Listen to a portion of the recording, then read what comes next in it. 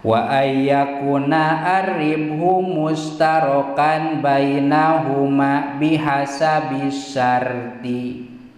Nomor kedua dina masalah batina rerejengan dibagi dua ya, dibagi dua teh maksudna lain berarti sama sakali mun menang 100.000 teh 50.000 ewang, tapi maksud dibagi dua teh bihasabis syarti ngitung-ngitung kana syarat, ngitung-ngitung kana kesepakatan.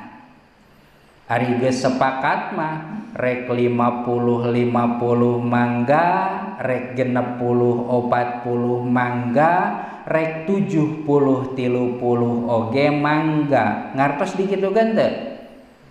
Nah. Ya maksudna mah nu ieu 50%, 50% nu ngamodalan, 70% nu ngagawean, 30% nu ngamodalan da teu gawe ieu. Contona baelah urang mah dibere 30% ge tina batina. Kok jang maneh 70% da maneh mah capek gawe diisuk jedur nepi ka peuting jedor contona teh nya. Mangga eta mah. Titik dina masalah maparobati beres. Ari maparobati mah jelasnya bagi hasil hiji nu ngamodalan, hiji nu ngagawean. Titik. Wa arkanur rohni satuluina nyaeta masalah gade. Ari rukun gade teh arbaatun. Naon heula atuh ari gade teh? Ari gade teh nganjukeun duit nya, nginjem di urang mah bahasana teh nya. Nginjemkeun duit maksudna nganjuk tapi nya. Nginjemkeun duit make jaminan. Contoh ngagadekeun motor abdi, ngagadekeun motor ka ibu, sabab abdi butuh duit 1 juta. Cokot we duitna teh nu 1 juta teh, ieu motor statusna gade. Ari ngaran-ngaran gade dicekelna kusaha? Kunu boga barang sanes kunu ngagade. Ieu secara asalnya lamun ngagade motor, motor dicepengna kunu gaduh motor. Da bahasa gade mah bahwa nu digadekeun fungsina sebagai jaminan. Abdi ngagadekeun motor 1 juta ka ibu dina waktu sabulan. Motorna mah anger ku urang. Ngan lamun sabulan teu bisa mulangkeun duit nu 1 juta, maka motor ieu bisa dicopot tuluy dijual. Payu 2 juta, cokot 1 juta, 1 jutana bikeun kanu boga motor. Eta namina gade. Kumaha ieu mah da ari gade di urang mah barangna teh sok kudu ngagade. Mangga asalkeun nu gaduh barang ridoeun. Contoh abdi ngagade motor ka ibu atawa ibu ngagade motor ka abdi. Motor digadekeun 1 juta, ngancek abi teh sok we rek diangge mah motor, berarti ridho abinya. Eta mah mangga. Ngan lamun teu ridho, gambaran dibikeun sote kapaksa, pedah butuh duit, maka statusna haram.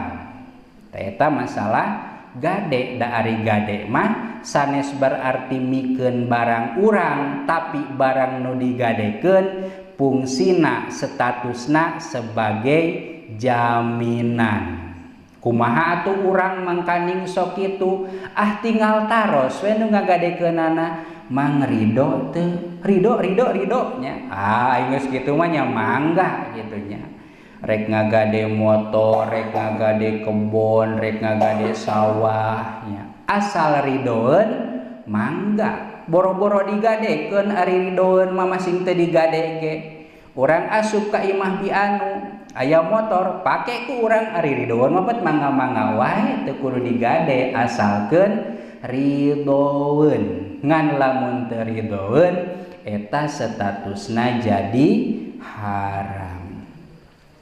Wa arkanur rohni arbaatun. Rukun gade teh sadayana aya opat. Akidun nomor kahiji aya akad, aya bahasanya. Wa marhunun kaduana aya anu digadekeun.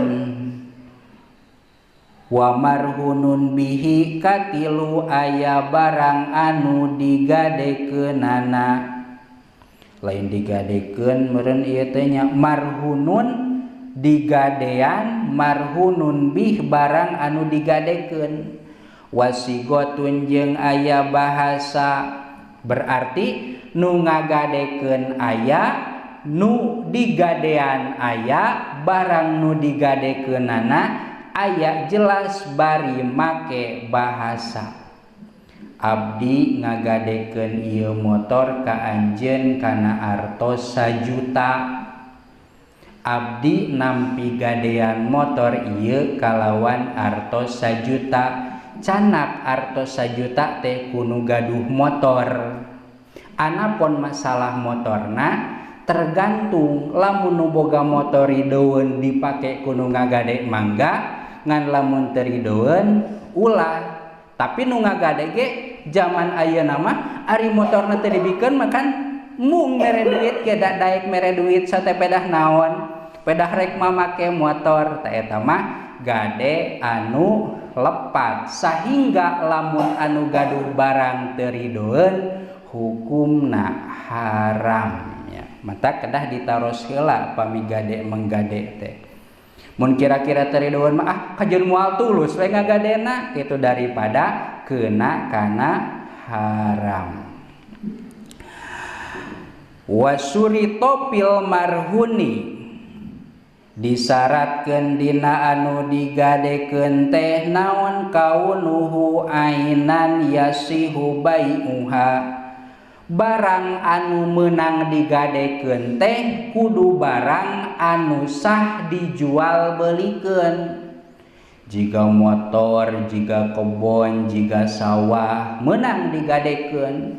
Ngan lamun barang nu digadekeun teh teu sah dijual belikeun sapertikeun naon ngagadekeun naon nu teu bisa dijual, ngagadekeun tai kotok meureun nya.